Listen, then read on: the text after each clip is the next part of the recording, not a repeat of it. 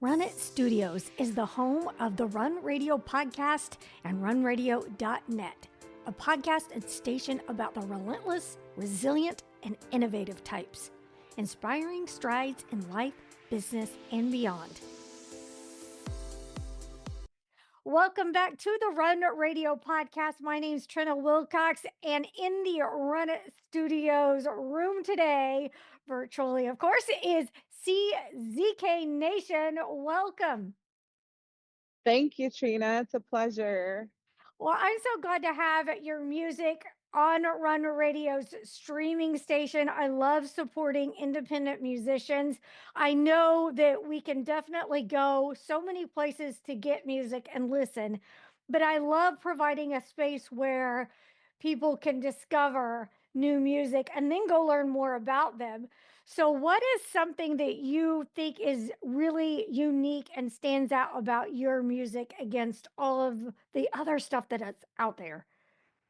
That's a great question. I try to be very intentional with my messaging and my music. And I think that at the heart of it, there's authenticity, there's, vulnerability, but there's also, transparency just about, certain values or things that I believe in and that I think, connects with a lot of people. So I think if there's anyone out there who is interested in listening to music that's, at its core, very authentic and, speaks positive messages of empowerment, of freedom, and things like that, I think, my music would probably fare well with them. Yeah, and right along the lines of that is the title of the song that we are playing on Run Radio, and it's I Chose Me. Yeah. So, why that title? Firstly, thank you for playing that song. And I'm really happy that, it's opened up quite some opportunities for me, like this interview as well. I chose me, well, it was pretty straightforward, I would say. It's pretty self-explanatory, but I think also very important because it is about prioritizing yourself and, being in a space where you're happy and you're thriving, you're happy with yourself. And I think whether, in how you interact with people in your life, like different relationships or even your work, finding balance between things that you must do and that you love to do. I just think it's really important to understand that you consciously prioritize yourself and you choose yourself, you choose your well being and happiness at every stage of your life. So it was meant to be self explanatory, meant to be direct and just to the point. And I hope that it resonates with a lot of people who kind of identify with that. Has that always been easy for you to do? Absolutely not. And I think that's the trick, that's the thing about the song, right? It's not an easy thing to do. And Mhm. sometimes it takes a lot of intentional effort to really stay in that place where I understand where, it's important to prioritize something else or do something differently, but I also understand that it's critical for me to prioritize myself. So it hasn't been easy. And I think I have, quite journeyed into that place. And even maintaining that place is a challenge. But I think the song kind of narrates the complexities of it, where you do look back, you do feel, a certain way. But at the same time, what I found is through the complexity of it, there's a certain peace and contentment with yourself that kind of keeps you building the muscle that allows you to do that time and time again. Who are some of your influences when it comes to music? Wow, it's a broad range, honestly, because I think I study from everybody, really. I think there are artists that I learn lyrically from, some vocally, some just their performance style. But when it comes to the things that are at the heart of my artistry, which is the authenticity, the truth, I would, quote people like Bob Marley or Tina Turner or, Tracy Chapman. And yeah, those are the people that really inspire me when it comes to being your own artist and speaking truth and, being comfortable in just who you are as you engage with your craft. How long have you been doing music now? Yeah, that's a long. I like to think in this phase of my music career where it's again me prioritizing it, me choosing myself. It would be 2 years now, but music has been on and off for me. I kind of hung the towel for about 6 to 8 years, I want to say, where it was really not me not being active. And prior to that, I dabbled in like the Boston scene and the New York scene, and did a few things like in Atlanta, worked with musicians in different parts of the United States. Shortly after I immigrated myself to the United States, but um, like I kind of hung the towel because I've been in finance and I still am, and it just didn't seem like I was in a place where I could prioritize it, or if music was even going to work out for me. But then you learn that as an artist, life happens, and yes, you have to take care of yourself and fam and all the things that come with life, and but you cannot get rid of it. You're an artist, you're an artist, and you just have to find a way to channel that energy. And it was in 2013 that I understood that it's equally a part of me, and I will never really find true balance if I wasn't engaging my creative side. So I had to make that commitment and kind of structure my life to accommodate that. Oh, I think that what you're saying is so important because a lot of us feel like it has to be either or. And we will put that creative passion on the back burner when we have to do the thing that pays the bills or, the family, which is, of course, priorities and getting things done. Yeah. But finding ways to make room for all of that, I think, is something that I kind of wish we were taught more how to do. Yeah. Yes, I agree. And it's funny you say that it's either or, because throughout the last decade, I would say I have felt like it was either or. I've been Mhm. conflicted. It's like this stuff. But then I realized that I am all those things. Like we're a lot of different things. And I think as an artist, especially an independent artist, there's always going to be a reason why it's not a great idea, why it's not. But I think that's the challenge for us to kind of continue to find the little pockets of time, of energy, of resources that we put towards developing and creating. And I think if you just keep doing that to whatever extent you may, and yes, there are times where it's going to be really tough, and there are times where you have all the time, but just understanding that it's something that has to be, a consideration wherever you are in life. I think us sharing our stories of that, also is important. Like you said, there's not much education. A lot of us learn as we go or don't learn, or maybe it's too late. But sometimes I think back and I'm like, I wish I understood this 8 years ago. Mhm. You think of how far you would have come along if you had, had that mindset. But the good thing is we're now and there's the future, and you just keep pushing forward with the right mindset. So Yeah, yeah. that's great. Do you do a lot of live music or are you mostly in the studio? So I've dabbled with life a lot, like back in my last stint, but this time around I've kind of been trying to be more strategic with how I engage my work. And in the past few months, in the past year, I've wanted to put some stuff out, but right now I'm actually getting into a phase where I want to make room for more live performances. I just did an event March 15. It was the I Chose Me release event, but I kind of did two sets where I showcased about 8 to 9 songs of mine. And I just think that I'm getting to a place where I do want to be out more and performing more. So I'm seeking out those opportunities as I continue to build my discography and meet people, engage in events and opportunities come along. There's actually something for May 24th that I'm working on with a band that I recently met. It's gonna be I forget the name of the venue, but yeah, it's gonna be in New York, and especially later in the summer and the fall, I'm hoping to be out there a lot. Yeah. So definitely getting into performing a lot more this year as I release more songs. Yeah, and especially with messages like you're putting behind your songs, I can imagine that there's an energy that comes from the audience that you just can't get any other way. Do you feel that Yeah, when you yeah. perform live? Absolutely. I was very like touched and surprised just by the feedback and the response that I had from the audience that was present at the March 15 event. A lot of great feedback, a lot of connection. And the song in particular, really resonates with some people strongly, even right off the bat, whether it's listening to it or seeing it live. But I think that there is a lot more expression when you're performing it live. I, for one, I really get into the words, into the music, and so giving out that energy and receiving the same, it's very different. But yeah, I think it's more because your audiences, they experience your music in a silo when they listen to it, right? So there's no way to know exactly what they're channeling, Yeah. and you only hope that they connect with what you're channeling through the audio. But in a live in a live setting, it's definitely a richer experience, and I look forward to having more of that. What other creative outlets do you like to do when you're not doing music or the finance thing?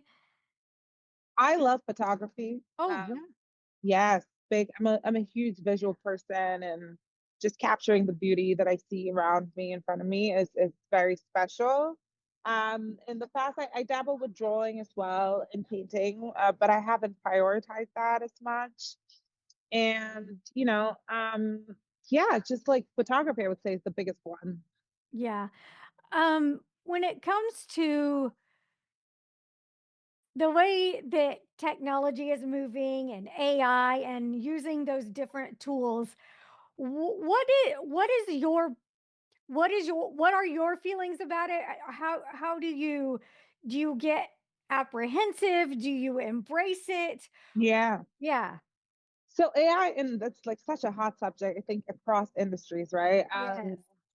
For music, for me, like I never want to dilute the I think, even if not perfect, once true lyrics, once true words or true vocals ring stronger, I think, in my opinion, than anything else. So when it comes to the creative process, I don't engage AI in it. But as an independent artist, and wearing multiple hats, I think AI is like a powerful tool in terms of helping you streamline things, like put ideas together, build documents, proposals, or draft emails. And just like from a administrative perspective, it's been super helpful because I feel like I have two big jobs really, with my day job and my music, and then my music is like five, six different jobs. And so it's helpful to be able to talk to, my AI tool, and just say, okay, this is what I'm thinking. How do I do this? How do I draft it? If I need to put like a promo concept together, I treat it kind of like an assistant, or like Yeah. an employee who, if you tell it what to do, it can help you take it to a certain point, and then you review it, and it's just a faster process. So I would encourage artists and creatives to, find like what find where it makes sense for them. And again, we have things like mastering tools, and other more complex uses of technology, which I would say, there's certain things that I'm not going to do, automated for. Like if you don't want to compromise on the audio, that makes sense. Maybe you can play around with the visuals or the artwork. There's certain areas where it could help cut costs, where it makes sense. But, definitely have a clear idea of what you're not, you know, what you're not going to compromise on, and what you can play around with. So it just helps okay, this is a no zone.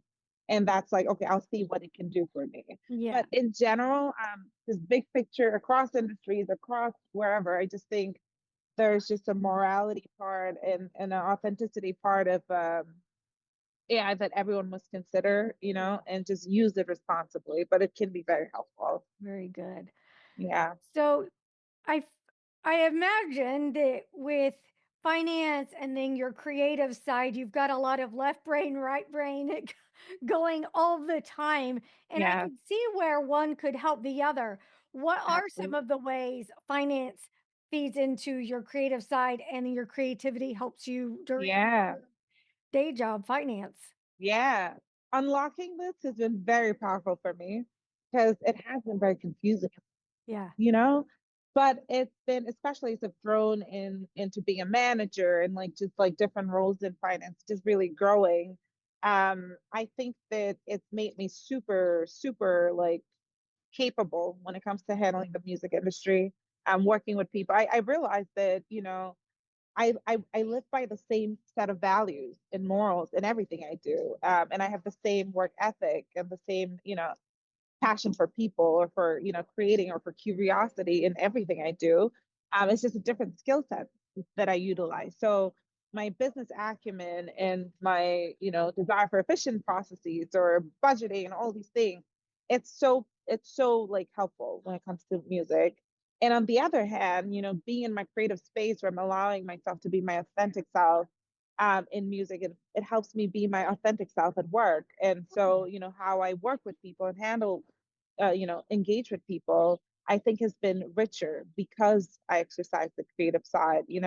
And so, and being about the same things of freedom, of joy, of happiness, of learning, of supporting people and advancing things and finding better ways of doing things. It really applies to everything. It's a different skill set, different situation, different business model, but they definitely go hand in hand.